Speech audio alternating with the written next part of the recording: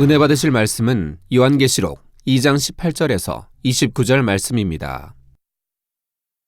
두아디라 교회의 사자에게 편지하기를 그 눈이 불꽃 같고 그 발이 빛난 주석과 같은 하나님의 아들이 가라사대 내가 내 사업과 사랑과 믿음과 섬김과 인내를 아노니 내 나중 행위가 처음 것보다 많도다. 그러나 내게 책망할 일이 있노라. 자칭 선지자라 하는 여자 이세벨을 내가 용납함이니 그가 내 종들을 가르쳐 꾀어 행음하게 하고 우상의 제물을 먹게 하는도다. 또 내가 그에게 회개할 기회를 주었으되 그 음행을 회개하고자 아니하는도다. 볼지어다 내가 그를 침상에 던질 터이요 또 그로 더불어 간음하는 자들도 만일 그의 행위를 회개치 아니하면 큰 환난 가운데 던지고 또 내가 사망으로 그의 자녀를 죽이리니 모든 교회가 나는 사람의 뜻과 마음을 살피는 자인 줄 알지라. 내가 너희 각 사람의 행위대로 갚아주리라. 두아디라에 남아있어 이 교훈을 받지 아니하고 소위 사단의 깊은 것을 알지 못하는 너희에게 말하노니 다른 짐으로 너희에게 지울 것이 없노라. 다만 너희에게 있는 것을 내가 올 때까지 굳게 잡으라. 이기는 자와 끝까지 내 일을 지키는 그에게 만국을 다스리는 권세를 주리니 그가 철장을 가지고 저희를 다스려 질그릇 깨트리는 것과 같이 하리라. 나도 내 아버지께 받은 것이 그러하니라. 내가 또 그에게 새벽별을 주리라. 귀 있는 자는 성령이 교회들에게 하시는 말씀을 들을지어다.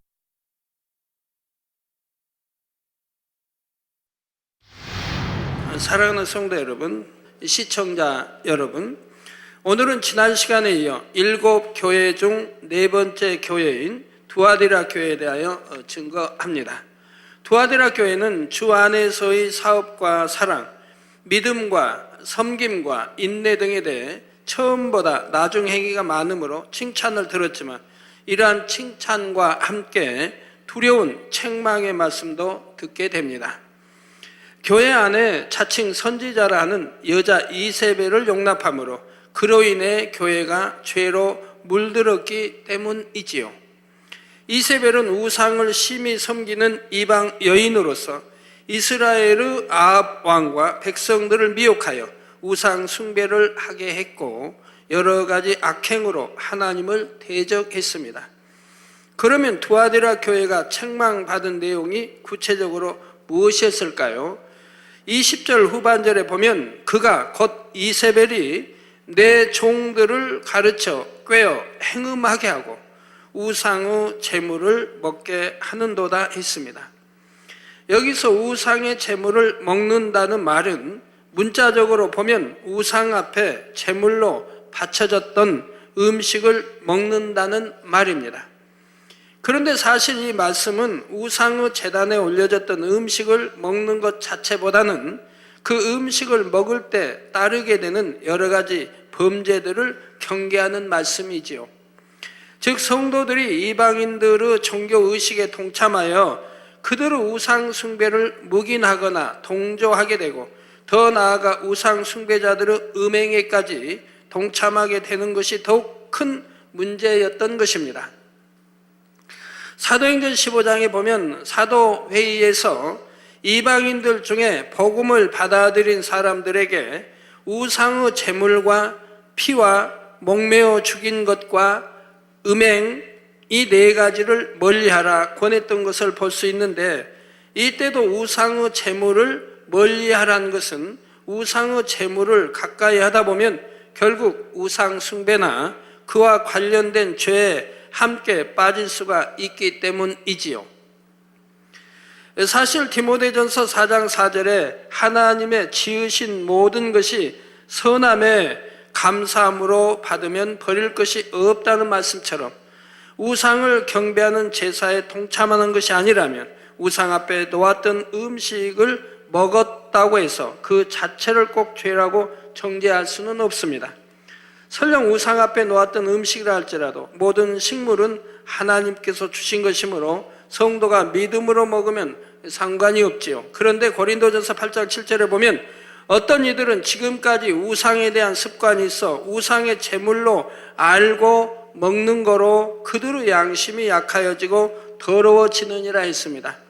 곧 믿음 안에서 담대하지 못한 사람이 우상의 재물을 먹으면 죄라고 생각하면서도 그것을 먹게 되면 이는 스스로 죄라고 생각하는 것을 짐짓 행함으로써 자기 양심을 더럽히게 된다는 뜻이지요.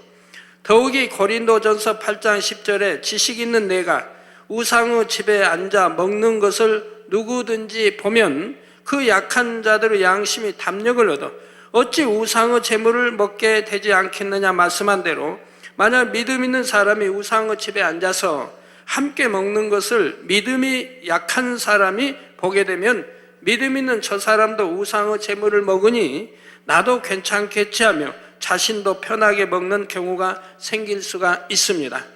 그러나 진리를 잘 분별하지 못하는 믿음이 약한 사람의 경우에는 믿음으로 먹는 것이 아니므로 양심이 더럽혀질 수가 있고 자칫하면 더 나아가 우상을 섬기는 일에까지 동참하는 더 큰 죄를 범할 수도 있다는 사실입니다.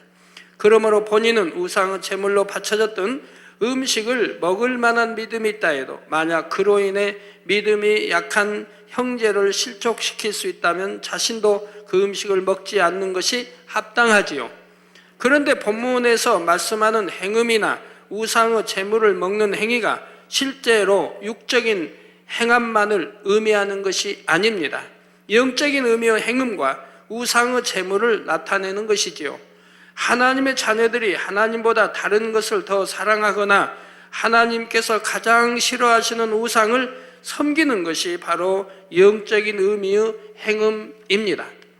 또한 성도들을 꿰어 세상 쾌락에 빠지게 하고 비진리를 쫓게 하는 사람들과 더불어 먹고 마시며 그들의 행위에 동참하는 것이 바로 우상의 제물을 먹는 것이고요.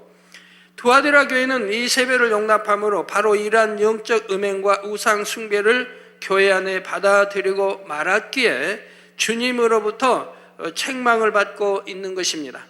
특히 두아디라에서는 앞 시간에도 설명한 것처럼 직업마다 노동조합이 발달해 있고 그러한 노동조합으로 인해 늘 우상 숭배의 유혹을 받는 상황이었습니다. 동업자들 모두가 사업의 번영과 발전을 위해 우상 앞에 절을 하는데 거기에 동참하지 않게 되면 그들로부터 미움을 받거나 핍박을 받을 수도 있지요. 심한 경우는 조합에서 쫓겨나 생계 이업을 받는 일도 생길 수 있고요. 그런데 어떤 사람이 이런 상황에서 고민하는 것을 보고 만약 믿음의 형제라고 하는 사람이 와서 이렇게 미혹을 한다고 합시다.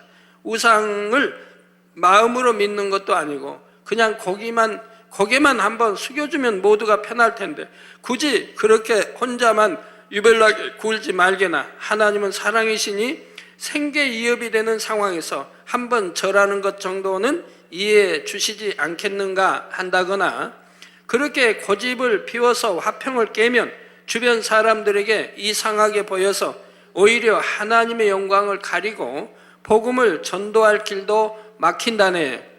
여러분 초신자 때는 이런 유혹을 참 많이 받습니다. 그래서 그런가 하고 타협하게 되는 일들이 많이 있지요.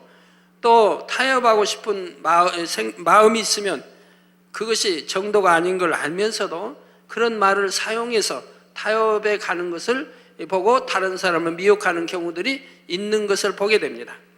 주변 사람들을 전도하기 위해서라도 이번 한 번쯤은 숙여주는 지혜도 있어야 하지 않겠나 이렇게 접근해 오는 것입니다. 이처럼 하나님의 이름을 망령되이 일컬으면서 하나님의 뜻을 어기도록 미혹할 때 진리를 분별하지 못하는 사람은 자칫하면 넘어가 버릴 수도 있지요. 오늘날도 이런 일들이 종종 일어납니다. 예를 들어 직장이나 가정에서 우상을 섬기는 자리에 동참하게 되는 경우 나는 하나님을 믿는 사람이기 때문에 제사상에 절할 수 없습니다 말하게 되죠. 그러면 어떤 사람들은 핍박을 하는 경우가 있고 어떤 사람들은 달콤한 말로 미혹하는 경우도 있습니다. 이것은 우상을 경배하는 것이 아니라 서로 화합과 친목을 도모하는 방법일 뿐이다 한다거나 조상에게 제사를 지내는 것은 우상 숭배가 아니라 우리 민족 고유의 미풍 양속이다 말하는 것입니다. 그런데 오늘날은 심지어 주의 종이 양떼들에게 이렇게 잘못된 것을 가르치는 것도 있지요. 그러나 하나님께서는 무엇이라 하십니까? 가장 대표적인 계명인 십계명에도 어떤 피조물의 형상도 우상으로 만들어서는 안 되며 우상 앞에 절하지 말고 섬기지 말라 하셨고, 고린도전서 10장 20절에서 21절에 보면 대저 이방인의 제사하는 것은 귀신에게 하는 것이요, 그들이 귀신이 없다고 하면 거기다 제사할 이유가 아무것도 없지 않습니까? 그들이 제사하는 것은 지금 귀신에게 하고 있다 이 말입니다. 하나님께 제사하는 것이 아니니 나는 너희가 귀신과 교제하는 자 되기를 원치 아니하노라. 그 앞에 우상 앞에 절했다면 지금 귀신과 교제하고 있는 것이라 이 말입니다. 너희가 주의 잔과 귀신의 잔을 겸하여 마시지 못하고 주의 상과 귀신의 상에 겸하여 참회치 못하리라 분명히 말씀하셨죠. 자, 이런 하나님의 뜻을 알게 다니엘의 세 친구는 풀무불 가운데 던져지는 이업 앞에서도 결코 타협하지 않았습니다. 나는 하나님만이 유일신이심을 굳게 믿지만 이번에는 목숨이 달린 문제이니 딱 한 번만 우상 앞에 머리를 숙여도 하나님께서 이해해 주시겠지 한 것이 아니죠. 그럼 하나님 이해해 주실까요? 하물며 풀무불에 던져지는 것도 아닌데 순간의 유익을 위해 하나님의 말씀을 어기고 영적인 행음과 우상의 재물을 먹는 행위에 빠진다면 이는 결코 용납되어서는 안 되는 일입니다. 또한 오늘날에는 교회들이 그럴듯한 명분을 내세워 우상을 섬기는 이방 종교단체와 교류하며 서로가 축복을 빌어주는 경우들도 있지요. 성경 구약이든 성경 어디에 그런 경우가 있습니까? 하나님은 절대로 용납하지 않는다고 말씀했죠. 그러면서 그렇게 하는 것이 마치 편협하지 않는 너그러운 마음이고 인류 전체의 이익 혹은 국가적인 유익을 구하는 선한 마음인 것처럼 말하는 것입니다. 그러나 하나님께서는 하나님의 교회가 우상을 숭배하는 종교단체와 손잡는 것을 결코 기뻐하지 않으시며 그런 말씀은 성경 어디에도 없다는 사실입니다. 그렇게 하지 말라고는 누누이 기록되어 있죠. 이방신의 기념일에 축하 메시지를 보내거나 성전 안에 우상 숭배자들을 끌어들이는 것은 거룩하신 하나님을 못 오가는 일이지요. 그런데 오늘날 하나님을 믿고 예수님을 구세주로 섬긴다고 하는 사람들이 이러한 일에 앞장서는 안타까운 일들이 있습니다. 그러면서 그들은 앞장서서 하나님의 역사가 일어나는 기사 엎어져 권능이 일어나는 곳을 그냥 헐뜯고 이단이라고 오히려 그들이 그런다 이 말입니다. 바로 주님께서 두아디라 교회에 주신 말씀 안에는 이러한 사람들을 향한 메시지가 담겨 있는데 여기에 대해서는 다음 시간에 좀 더 자세히 설명을 드리도록 하겠습니다. 성도 여러분, 그런데 이렇게 성도들을 미혹한 이세벨은 자칭 선지자라 하는 여인이라 했습니다. 만약 누군가 성도들에게 말하기를 나와 함께 하나님을 대적하자, 죄를 짓자 이렇게 직접적으로 말한다면 믿음이 조금이라도 있는 사람은 당연히 그런 사람을 경계하며 멀리하겠지요. 그런데 겉으로는 하나님의 말씀을 가지고 그럴듯하게 행세하면서 나도 하나님과 교통하는 선지자라, 하나님의 종이라 하며 접근할 때는 정확히 진리로 분별하지 못하여 종종 미혹되는 사람들이 있습니다. 그러나 정말 하나님의 선지자라면 그에게는 반드시 하나님께서 함께 하시는 증거가 따라야 합니다. 그 입술에는 나오는 증거가 아니라 우리 눈으로 볼 수 있는 증거가 따라야 할 것이라. 말로 그냥 내가 이렇게 한다고가 아니라 그가 말하는 것이 증거로 보여져야 할 것이라. 이것이 참인 거지요. 속이지 않는 참인 것이라 이 말입니다. 선과 사랑, 희생과 섬김과 온유함도 성령의 열매, 빛의 열매가 맺혀 있을 것이고 무엇보다도 하나님께서 보장하시는 권세와 능력과 권능까지도 나타낼 것입니다. 그러니 참 선지자는 스스로 나는 선지자다 하지 않아도 성령의 역사를 받는 사람들은 그의 열매를 통해 그가 하나님의 사람인 것을 알아볼 수가 있죠. 저는 한 주에도 전 세계 수많은 사람들의 편지를 받게 됩니다. 시공간 초라요. 단에서 기도해 줬는데, 또 사진을 보내서 기도해 줬는데, 그냥 이름 위에 기도해 줬는데, 치료받아서 이렇게 치료받았다는 그 간증과 함께 얼마나 수많은 편지들이 매주 저는 전 세계에서 오고 있다 이 말입니다. 그분들이 결국은 만민의 양떼가 되고, 그분들이 사모함으로 또 지교회가 세워지기도 하고, 그분들이 또 하나님을, 또 주님을 증거하는 자들로 되어지는 거 아닙니까? 자, 반면에 이세벨처럼 자칭 선지자라지만 실상은 그렇지 않는 사람은 진리로 분별해 보면 그 정체가 드러납니다. 신명기 18장 22절에 보면 만일 선지자가 있어서 여호와의 이름으로 말한 일에 증언도 없고 성취함도 없으면 이는 여호와의 말씀하신 것이 아니요 그 선지자가 방자히 한 말이니 너는 그를 두려워 말지니라 했죠.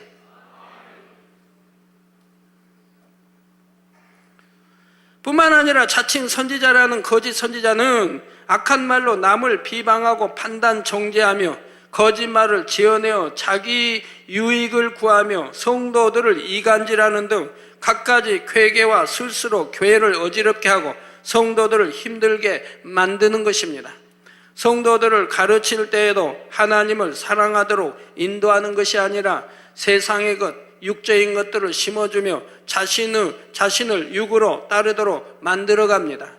그러니 이러한 사람과 함께 하게 되면 자신도 모르는 사이에 비진리에 함께 물들고 말지요. 그러므로 교회 안에서는 이세벨과 같은 사람을 결코 용납하지 말아야 하고 거짓 선지자의 꼬임에 미혹되어 함께 죄를 짓는 일도 있어서는 안 됩니다. 물론 주의 종의 입장에서는 순종하지 않는 양떼, 목자를 시험하는 양떼라도 사랑으로 품고 인내하며 이끌어 가야 합니다. 그러나 교회 안에 사단의 회를 용납하거나 성도들을 미혹하여 사망으로 이끄는 이세벨과 같은 사람들이 교회 안에서 마음대로 활동하게 놔두는 것은 사랑이 아님을 잘 분별해야 됩니다.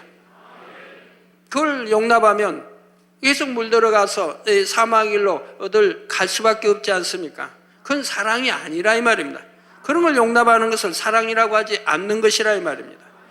이세벨과 같이 교회를 어지럽히는 사람이 있다면 어떻게 해야 하는지에 대해서는 이미 여러 차례 설명을 했지요. 마태복음 18장 15절에서 17절에 내 형제가 죄를 범하거든 가서 너와 그 사람과만 상대하여 권고하라. 가서 너와 그 사람과만 상대하여 권고하라. 누구에게 알리지 말고 하라는 거죠. 그렇게 만일 들으면 내가 내 형제를 얻은 것이요 만일 듣지 않거든 한두 사람을 데리고 가서 다른 이제 그 누가 권면하면 들을 만한 다른 한 사람 또는 두 사람 이렇게 한두 사람을 데리고 가서 두세 증인의 입으로 말마다 증참케 하라. 만일 그들의 말도 듣지 않거든 교회의 말하고 교회의 말도 듣지 않거든 이방인과 세리와 같이 여기라 하셨습니다. 이렇게 정해진 절차에 따라 행해야 하는 것이고 그래서 상대가 회개할 때는 용서하며 과거의 잘못을 덮어주어야 하지만 그렇지 않고 끝까지 돌이키지 않을 때는 그런 사람이 교회를 회방하며 하나님의 영광을 가리도록 방치해서는 안 되지요. 여러분들이 어떠한 참 죄를 지었다 해도 육체를 행했다 해도 그 여러분들은 회개한다고 하지 않습니까? 회개하고 돌이키고 또 권면하면 듣고 회개하고 돌이키고 그래서 이제는 진리를 쫓아가고 다 이렇게 하는 것인데 한 번, 두 번 권면해도 듣지 않는다고 한다면 방치해 둘 수는 없는 것이지요.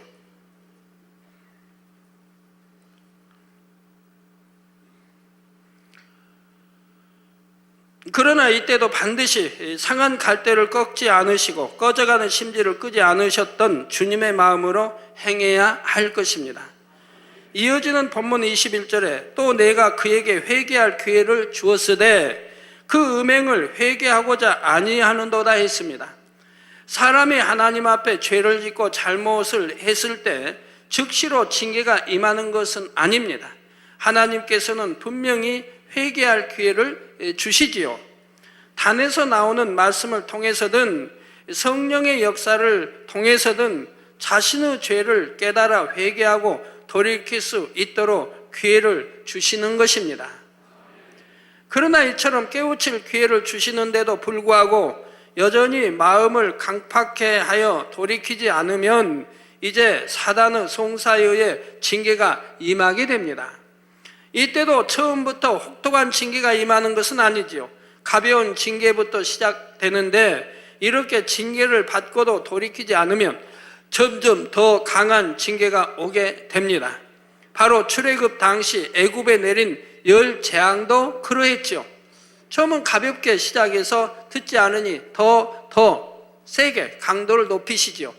그 다음에 더 세게 해 나가는 걸 봅니다. 결국은 장자의 재앙까지 임하게 되는 것을 보게 되지요.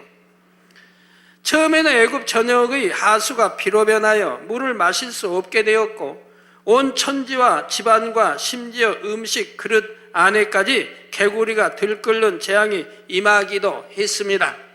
그런데 이런 재앙들도 물론 너무나 괴롭고 고통스러운 것이었지만 그래도 그 피해가 치명적이라거나 복구하기가 불가능할 정도는 아니었지요.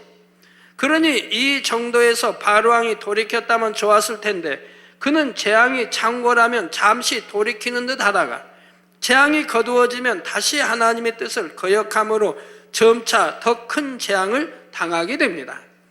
독종이나 악질 등 질병의 재앙을 맞기도 하고 우박의 재앙과 메뚜기의 재앙을 당함으로 재산에도 치명적인 손실을 입게 되지요. 여러분도 무슨 암, 3기, 말기, 중한 사형 선고를 받을 만한 또 중한 병들이 들었다면 그렇게 들기 전에 여러 차례 하나님의 경고를 받았을 것입니다. 그런데도 무시해버렸던 것이지요. 이런 재앙들을 만나고도 돌이키지 않으니 마침내는 바로왕의 장자로부터 신하와 백성과 종들 심지어 생축에 이르기까지 모든 장자가 죽임을 당합니다. 그리고도 회개하지 않으니 결국 홍해바다 속으로 수장되고 말았지요. 사랑하는 성도 여러분, 잠언 3장 11절에 보면 내 아들아 여호와의 징계를 경히 여기지 말라. 그 꾸지람을 싫어하지 말라. 하나님의 자녀들이 하나님의 뜻에서 벗어나게 행하면 무엇보다 먼저 성령께서 탄식하심으로 마음에서 평안이 사라지고 공고해집니다. 여러분, 공고한 마음이 들면 이내 회개해야 됩니다. 회개해야 돼요. 내가 진리를 어기기 때문에 성령이 탄식해 지금 공고해지는 거예요. 그럼 곧바로 회개하려고 해야 되는데 회개하지 않으면 점점 더 깊이 빠져들게 되고 더 이제 공고함이 더 심해지게 되고 그래도 계속해서 그렇게 나가면은 결국은 마음에 화인 맞아가는 거죠. 또한 하나님께서는 이런저런 일들을 통해 깨우칠 수 있는 신호를 보내주시지요. 그래도 깨우치지 못할 때는 어쩔 수 없이 징계를 허락하시는 것입니다. 질병이나 사고로 몸이 상하기도 하고 가족의 문제나 직장의 문제가 생길 수도 있으며 재산의 손실을 입기도 하죠. 가족의 또 자녀에게, 사랑하는 자녀에게 자녀가 갑자기 열이 나고 아프다, 암이 어떤 사고를 당했다, 이런저런 지킴받지 못하는 일들이 생겨난다 이 말입니다. 어디 떨어져서 다리가 부러졌다든가. 그러면 즉시 회개하고 돌이켜야 되는데 그러지 않을 때 이것이 한 가지가 두 가지, 세 가지로 점점 더 번져나 더 심해지는 걸 보게 됩니다. 여러 가지 문제가 이제 생겨나게 된다 이 말입니다. 그래서 질병이든 사고든 몸이 상하기도 하고 가족의 문제 또는 직장의 문제가 생길 수 있고 또는 재산의 손실을 입기도 한다 이 말입니다. 그런데 이런 징계도 결국은 하나님의 사랑이라는 사실을 여러분도 잘 아실 것입니다. 징계가 없으면 사생자라고 하신 말씀처럼 여러분이 하나님의 사랑하는 자녀이기에 바른 길로 가서 축복 속에 거하게 하시려고 진리에서 벗어났을 때는 징계도 허락하시는 것이지요. 잘못을 했는데도 징계가 없다면 이는 하나님과 상관이 없는 사람이라는 뜻이니 오히려 이것이 더욱 두렵고 떨리는 일입니다. 따라서 자신의 잘못으로 징계를 받는 경우 두려움으로 낙심하거나 포기하는 것이 아니라 마음 중심에서 감사함으로 받고 신속히 돌이키는 지혜로운 성도님들이 되셔야 할 것입니다. 그럴 때 긍휼과 자비의 하나님께서는 모든 것을 용서하시고 환난과 재앙에서 건져주시며 다시 평안과 지킴 가운데 거하게 하시지요. 그러나 끝까지 돌이키지 않는 경우에는 결국 이 땅에서도 자신이 행한 대로 거두게 되며 마지막 날에는 영원한 사망의 심판을 받게 됩니다. 이어지는 본문 22절에 볼지어다 내가 그를 침상에 던질 터이요 또 그로 더불어 간음하는 자들도 만일 그의 행위를 회개치 아니하면 큰 환난 가운데 던지고 했습니다. 여기서 침상에 던진다는 것은 회개의 기회를 얻고도 돌이키지 않은 악한 자에 대하여 주님께서 심히 진노하심으로 그를 큰 시험 환난 가운데 던지신다는 뜻입니다. 일반적으로 침상이란 사람들로 하여금 편안함과 포근함을 느끼며 그 안에 들어가 쉬고 싶은 마음이 들게 하지요.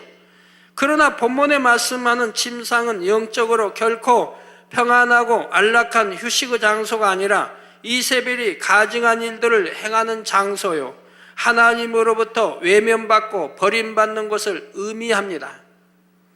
때로는 죄를 범하는 사람에게 지금 당장 재앙이 임하지 않으므로 죄를 짓고도 여전히 복을 누리고 있는 것처럼 보일 수도 있습니다. 그래서 어떤 사람들은 하나님이 정말 살아계신다면 저렇게 악을 행하는 사람을 왜 그냥 두시는가 불평하는 경우도 있지요. 그러나 시편 37편 1절에서 2절에 보면 행악자를 인하여 불평하여 하지 말며, 우리 욥기에 보면 잘 나오죠. 욥이 행악자 악한 자들을 하나님 그들에겐 축복 주시고 자기같이 의인에게는 이렇게 화를 주시고 하는 불평이 자꾸 쏟아져 나오는 걸 볼 수가 있죠. 행악자를 인하여 불평하여 하지 말며 불의를 행하는 자를 투기하지 말지어다. 저희는 풀과 같이 속히 배임을 볼 것이며 푸른 채소같이 쇠잔할 것이미로다 했고, 10절에는 잠시 후에 악인이 없어지리니 내가 그곳을 자세히 살필지라도 없으리로다 말씀합니다. 이 말씀처럼 잠시 동안은 악인이 아무리 형통하게 보이고 침상에 누운 것처럼 평안하게 보인다 해도 정해진 공의의 선을 넘게 되면 순식간에 심판이 임하게 됩니다. 혹여 살아있는 동안에는 심판이 임하지 않고 평안하고 형통하게만 사는 것처럼 보일 때도 있지만 이때도 결국은 영원한 사망의 지옥불에 던져짐으로 결코 형통하다 말할 수가 없는 것입니다. 자, 이러한 사실을 깨닫지 못하는 사람들에게는 이세벨이 던져진 침상이 평안해 보이고 그럴듯하게 보이므로 미혹되어 그 안에서 함께 범죄하는 경우가 있지요. 이런 사람들에 대해 또 그로 더불어 간음하는 자들도 만일 그의 행위를 회개치 아니하면 큰 환난 가운데 던진다 말씀하고 있습니다. 그러면 여기서 큰 환난이란 무엇일까요? 그것은 구원받지 못하여 지옥에 떨어지게 되는 최후의 징계를 의미하기도 하고, 또는 살아서 주님의 재림을 맞는 사람에게는 들림받지 못하고 7년 대환란에 떨어지는 것을 의미하기도 합니다. 그렇기 때문에 이런 일이 교회 안에 있지 못하도록 제가 얼마나 설교를 몇 주씩, 어느 때는 몇 주씩 또는 몇 달씩 걸쳐서 하게 되지 않습니까? 정말 하기 싫은 말이에요. 단에서는 하기 싫은 말. 그래도 해야 되기 때문에 2사람이 4사람이 되고 8사람이 되고 번져가기 때문에 할 수밖에 없다 이 말입니다. 왜 당장은 저런 말씀 꼭 해야 되나 하는 사람들도 있다 하지만 하지 아니할 수가 없으니까 하는 거죠. 그렇지 않으면 많은 사람들 물들어가고 미혹받아가고 사망길로 가는데 어찌합니까? 순식간에 번져가는데요. 자, 그런데 한 사람의 범죄로 인한 결과가 단순히 개인적인 재앙의 차원에만 머물지 않고 더 크게 나타나는 경우들이 있지요. 첫 번째로 나라의 머리가 범죄함으로 온 나라에 시험환란이 임하는 경우가 있고, 두 번째로 교회의 머리인 주의종이 바로 서지 못함으로 교회 전체가 당하는 시험환란이 있습니다. 세 번째로는 한 가정이나 개인이 잘못할 때 가족 전체나 개인에게 임하는 시험환란이 있지요. 이세벨의 경우는 이 세 가지 모두에 해당되었는데, 나라의 국모로 세워진 이세벨이 남편인 왕과 신하들과 백성들까지 범죄하게 만들었고, 또한 이방신을 섬기는 사람들을 나라의 종교 지도자 자리에 세웠습니다. 그러니 온 나라에 3년 반이나 비가 오지 않는 큰 재앙이 임했던 것이고, 이세벨 개인도 결국은 비극적이고 참혹한 종말을 맞고 말았지요. 3년 반 비가 오지 않았다고 한다면 얼마나 많은 사람들이 굶어 죽었겠습니까? 또 얼마나 가축, 짐승들이 많이 죽었겠고요. 우리나라 역사를 보아도 국가적으로 큰 환란이 있었을 때는 같은 원리가 적용되었던 것을 볼 수가 있습니다. 예를 들면 정치인들 사이에 당파 싸움이 극에 달했고, 이로 인해 백성들 사이에도 갈등이 팽배해지며 민심이 흉흉해지는 등 혼란과 악으로 가득했고, 곳곳에 도적 무리들이 번성하게 되고요. 이런 것을 볼 때 나라의 전쟁이나 커다란 재앙들도 우연히 일어나는 것이 아니라 공의의 법칙에 의해 이루어진다는 것을 알 수가 있습니다. 소돔 고모라에 불의 심판이 있었던 것 같이, 저기 참 폼페이 화산 폭발을 의해서 한 도시가 화산체에 묻혀버린 것과 같이, 그래서 거기 가보신 분들은 알지만 얼마나 2000년 전인데도 음란했던가 하는 것을 볼 수가 있습니다. 흔적을 볼 수가 있다 이 말입니다. 그러므로 세상에서나 교회에서나 사람이 맡은 직분이 높아지고 머리가 될수록 그에 따르는 책임도 커진다는 사실을 알아야 합니다. 머리된 사람이 깨어있고 기도할 때 그 조직이 잘 되는 것이며, 설령 시험이 왔다 해도 신속히 물러가게 되지요. 자, 이어지는 23절에 또 내가 사망으로 그의 자녀를 죽이리니 모든 교회가 나는 사람의 뜻과 마음을 살피는 자인 줄을 알지라. 내가 너희 각 사람의 행위대로 갚아주리라 말씀합니다. 하나님께서는 불꽃 같은 눈동자로 모든 사람의 마음 깊숙한 곳까지 감찰하심으로 누구도 결코 속일 수가 없습니다. 이세벨과 같은 사람이나 그 행위에 동참하는 사람에게는 반드시 공의 가운데 심판이 임하게 되지요. 그 자녀를 죽이리라는 경계의 말씀도 공의 가운데 임하게 될 징계나 재앙을 말씀합니다. 그렇다여 이것이 꼭 자녀에게 어떤 징계나 재앙이 임한다는 의미만은 아니지요. 자신이 범한 죄의 열매로 남편이나 아내 등 사랑하는 가족에게 재앙이 임할 수도 있고, 혹은 생활고나 질병 등의 고통으로 임할 수도 있습니다. 이러한 심판을 통해 하나님의 공의가 나타나게 되고, 하나님께서는 사람의 행함은 물론이고 마음과 뜻과 생각까지도 살피시는 분임을 모든 사람이 분명히 알 수 있게 되는 것입니다. 그런데 꼭 이처럼 재앙을 당하고 나서야 감찰하시는 하나님을 깨닫게 돼서는 안 됩니다. 여러분에게 혹여 하나님 앞에 합하지 못한 비진리의 마음이나 행동이 있을 때 하나님께서는 그 사랑하시는 자녀를 위해 여러 가지로 역사하셔서 스스로 깨달을 수 있도록 도와주시지요. 단에서 증거되는 말씀을 통해 정확히 지적해 주실 때도 있고, 성경을 읽거나 설교 테이프를 듣다가 자신을 발견하고 깨우치게 하시는 경우도 있습니다. 때로는 전혀 생각지도 않은 사람의 입술을 통해 자신의 모습을 깨닫게 해 주실 때도 있고요. 여러분이 들을 영적 귀를 가지고만 있다면 하나님께서는 여러분의 마음과 생각까지도 감찰하시며 사랑하는 자녀들을 세밀히 간섭해 주시는 분임을 언제나 느낄 수가 있다는 사실입니다. 잠언 15장 3절에 여호와의 눈은 어디서든지 악인과 선인을 감찰하시느니라 했고, 시편 139편 3절에 나의 길과 눕는 것을 감찰하시며 나의 모든 행위를 익히 아시오니 하신 말씀대로이죠. 요나가 아무리 다스로 도망을 간다 해도, 아무리 뱃속의 밑창으로 선창 밑으로 들어가서 잠을 잔다 해도 하나님은 보고 계시다 이 말입니다. 바다에 뱃속 깊이 들어가서 숨어 있어도 잠을 자도 하나님은 보고 계시고, 그래서 여호와의 눈은 어디서든지 악인과 선인을 감찰하신다 이 말. 여러분 마음속까지도 꿰뚫어 보시고 생각까지도 꿰뚫어 보시고 행하는 하나하나를 감찰하고 계시는데, 사람 눈만 피하려고 해서 됩니까? 사람 눈은 피해서 뭐합니까? 하나님의 눈을 피할 수 없는 것을요. 심판은 하나님이 하시지 사람이 하는 것입니까?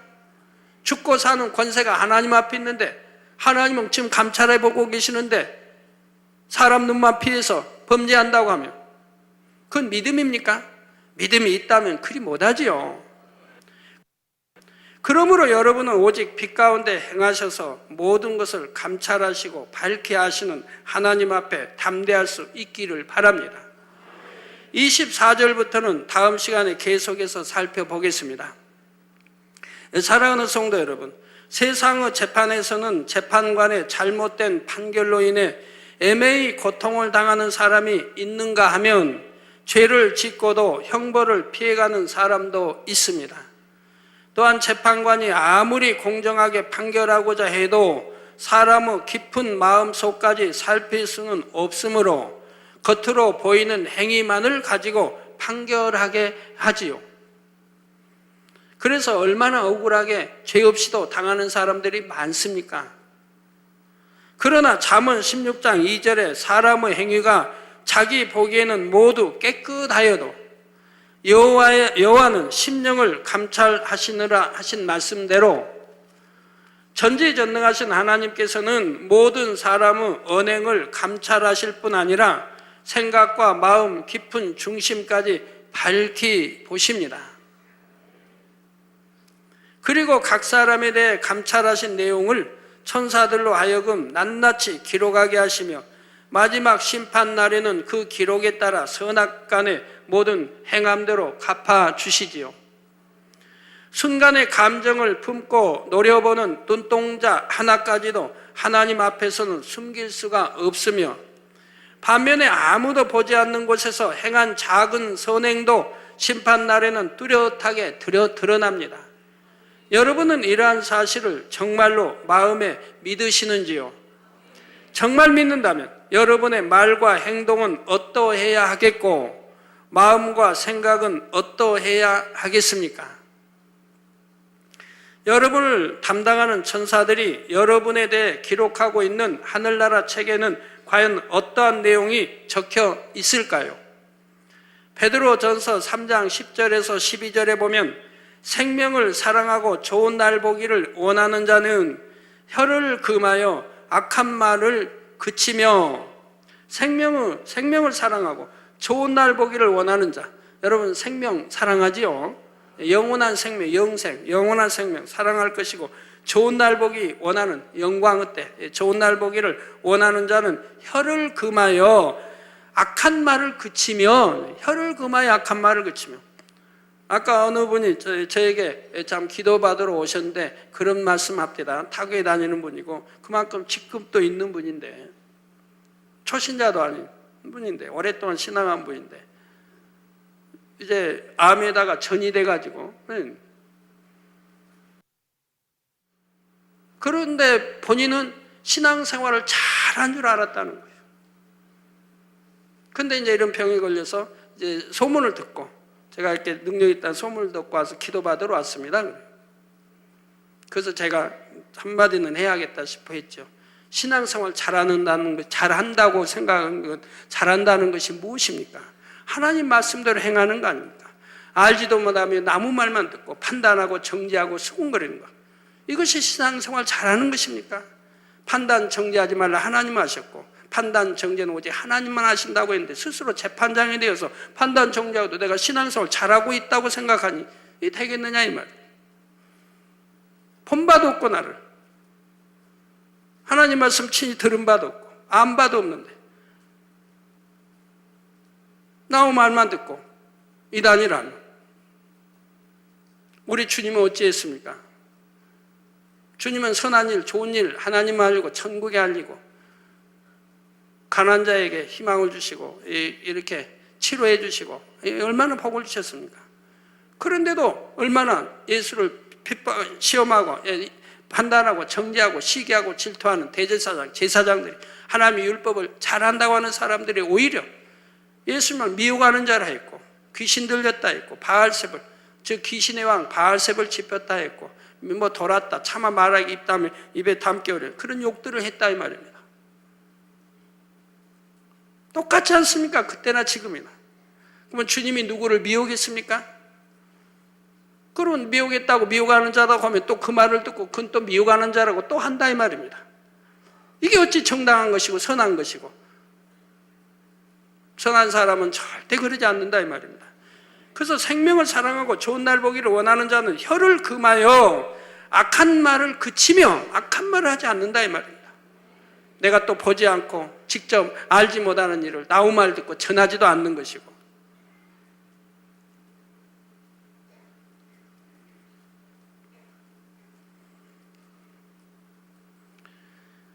악한 말을 그치며 그 입술로 쾌유를 말하지 말고 악에서 떠나 선을 행하고 화평을 구하여 이를 쫓으라. 악에서 떠나라 이 말입니다. 그래서 선을 행하라 이 말입니다. 그리고 화평을 구하여 이를 쫓으라. 화평을 깨는 것도 화평하지 않은 것도 악 아닙니까?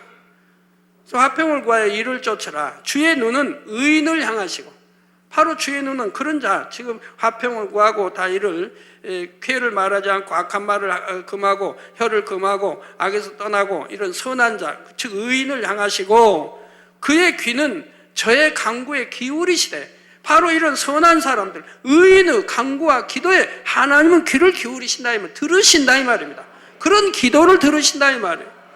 여러분이 내가 치료받지 못한 것도 가난하고 어려운 모든 문제 있는 것도 여러분이 바로 악에서 떠나고 하나님의 의인이 되고 선을 행하고 빛 가운데 이렇게 나가면서 기도할 때 하나님이 들으시는 거지. 그러지 않을 때는 기도해도 듣지 못하지요. 여러분 많은 분들이 저에게 기도받으러 오는데 믿지도 않는 전혀 믿지도 않고 뭐 하나님 저기도 않는 그런 사람들을 위해서 하나님 내 남편 위해 이렇게 축복 기도해 주세요. 범사 잘 되게 해주시고 물질의 축복 받게 해주시고 사업도 잘 되게 해주시고 이렇게 기도 받으러 올 때 참 답답해요. 해주기는 하지만 선을 행할 때 하나님의 기도를 들으시는 건데 내가 진리 안에 살지 못 선하지 못하고 그렇게 행할 때 어떻게 듣겠느냐 이 말이에요. 내가 기도해 준다고 해서 어떻게 그것이 하나님 들으시겠냐 이 말이에요. 상대가 정말 선하고 나 그럴 때 내 기도가 응답이 되는 거죠. 축복이 가는 것이고요. 그래서 주의 눈은 의인을 향하시고 그의 귀는 저의 간구에 귀 기울이시되 즉 선한 자의 간구에 귀 기울이시되 주의 낯은 악행하는 자들을 향하시느니라고 말씀합니다. 그러므로 여러분은 사소한 말 한마디 행동 하나라도 날마다 선하신 아버지 하나님을 닮아가는 빛의 자녀들이 다 되시기를 바랍니다. 여러분 하나님을 믿습니까? 우리 예수가 구세주이심을 믿습니까? 천국과 지옥이 있음을 믿습니까? 심판이 있음을 믿습니까? 그런다면 당연히 빛 가운데 살아야 하는 거죠. 하나님 말씀 안에 살아야 하는 거죠. 선하게 살아요. 악은 모양이라도 버리라고 성경 한 대로 버려야 할 것이고 온유와 모두와 화평함을 쫓고 영삼과 영으로 들어가 잃어버린 하나님 아버지 형상을 빨리빨리 찾아 들어가는 것 이것이 곧 인간 경작이라 이 말이에요. 하나님이 인간을 창조하신 목적이라 이 말입니다. 인간 경작이 필요했기 때문에 선악과를 두신 이유에 대해서 여러분이 아시기 때문에 설명 안 해도 알지요. 왜 선악과를 두셨는가? 인간 경작하기 위해서. 왜 인간 경작을 해야 되는가? 선악과 설교를 들으시면 다 알게 되고요. 해외 가서 죄종들 세미나에 이 선악과 하나만 설명해 줘도 죄종들이 그냥 눈동자 빛이 나요. 그냥 자는 게 어디 있습니까? 조는 게 어디 있어요?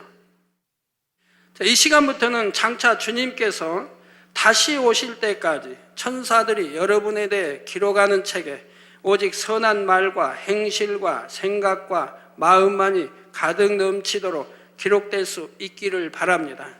그래서 각 사람의 행위대로 갚아주시는 하나님께서 이 땅에서도 장차 하늘나라에서도 여러분에게 축복과 상급과 영광으로 갚아주시기를 주님의 이름으로 축원합니다. 네, 말씀 참고하시면서 통성으로 다 같이 기도하시겠습니다. 할렐루야. 주님 은혜와 사랑에 감사를 드립니다. 오늘 들은 말씀이 믿음이 되고 생명이 되게 도와주시고 하나님의 뜻이 어디 있는가 알아서 항상 아버지 뜻을 쫓아 살아갈 수 있는 지혜로운 슬기로운 하나님의 자녀들이 되게 축복해 주시기 원합니다. 아버지여 축복해 주옵소서. 우리 주 예수 그리스도 이름으로 기도합니다. 아멘.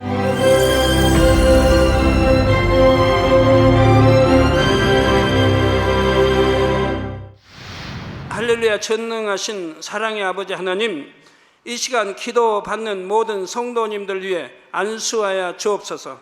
GCN 방송 시청자들이 인터넷과 화상을 통해 기도받는 지교회와 지성전 그리고 전세계 하나님의 자녀들 위에도 시공간을 초월하여 역사하여 주시기를 원합니다. 믿어지는 믿음을 주시고 부정적인 생각과 의심의 세력을 물리쳐 주옵시며 모든 시험 환난도 물리쳐 주옵소서. 머리부터 발끝까지 오장육부 뼈 마디마디 온몸의 신경 조직 세포 등 아픈 곳마다 성령의 불로 태우시고 근본의 빛으로 역사하여 주옵소서. 예수 그리스도의 이름으로 명하노니 원수마귀 사단 모든 질병 균 연약함아 물러가라. 빛이 여임하라. 모든 불치 난치병도 성령의 불로 태워 깨끗하게 역사하여 주옵소서. 말라리아를 비롯한 모든 풍토병도 물리쳐 주옵소서. 감기, 기침, 열, 몸살, 독감 등 각종 유행성 질병도 다 물러가라. 어떠한 유행성 질병 균도 틈타지 않게 지켜 주옵소서.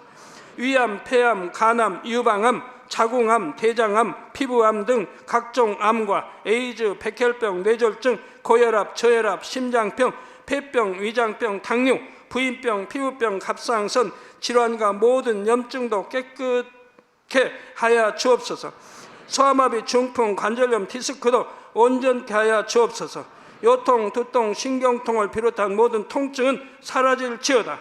간질, 자폐증, 우울증, 조울증, 노이로제 등 모든 정신질환도 물러가라. 모든 마비된 것도 풀어지고 일어나 걷고 뛸지어다. 눈도 잘 보이게 하옵시고 귀도 잘 들리게 하여 주옵소서. 소경은 눈을 뜨고 기머거리는 들으며 벙어리는 말할지어다. 각종 사고, 후유증도 깨끗게 하시고 부러진 뼈도 붙여 주옵소서. 화상 입은 것도 온전케 하옵소서. 화기야 물러가라. 열도 물러가라. 아버지 흉터도 나지 않게 역사해 주시기를 원합니다. 마약을 비롯하여 각종 약물과 독극물 중독도 깨끗함을 입을지어다. 죽은 신경과 세포가 살아나며 죽은 자도 살아나게 하여 주옵소서.